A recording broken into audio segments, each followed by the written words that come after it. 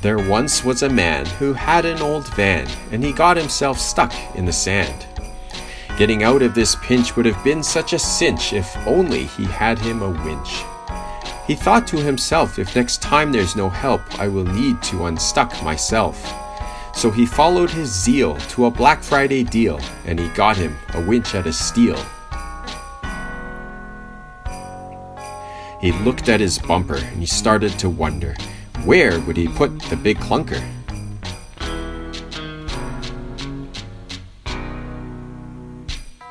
Two receivers for holding, a hitch made for towing, should handle a winch without bowing.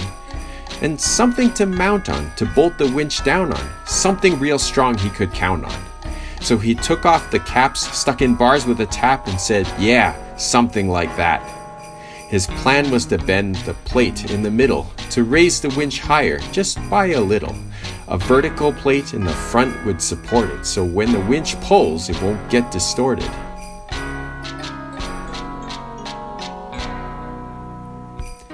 He was very excited, couldn't wait to get started. He carefully measured and thoroughly marked it. The rough sketchy drawing quickly got real as grinder sparks flew from the 1/4-inch steel.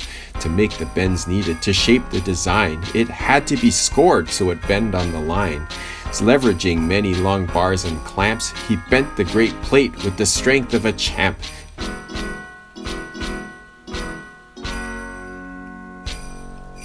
When he was happy, he put it in place to make sure it fit well, just in case.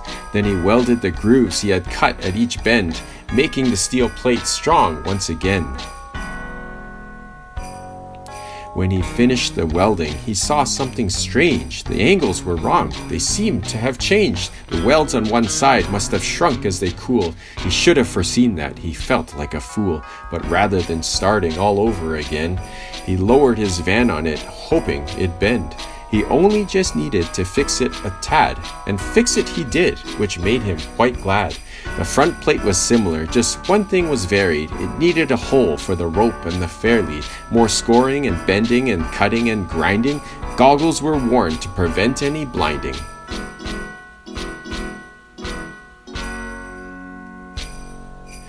Real manly trucks have a shackle or two, and our man wanted badly to feel manly too, so he welded 2 clevis mounts well as he could, 'cause if they rip off, it'd be really not good. 2 half-inch bars to give it more strength, then multiple passes along every length. He added an extra 2-inch receiver. You'll see at the end the point of this feature.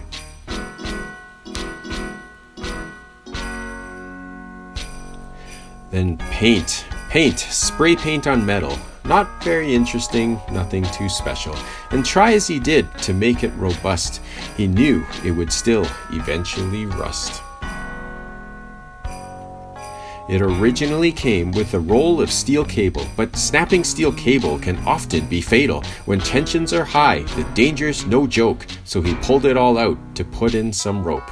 He bolted it on, the winch and its motor, with a shiny new fairlead instead of steel rollers. Spooling on rope just by hand is too loose, he'll have to redo it before the first use. Final assembly, the moment of truth, so heavy he mustered the strength from his youth.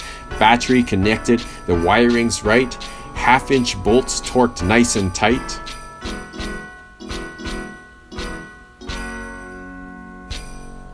The nice thing about this design is that he can leave the winch off when driving on road, and if the way forward is looking too whack, he can mount it behind and drag himself back.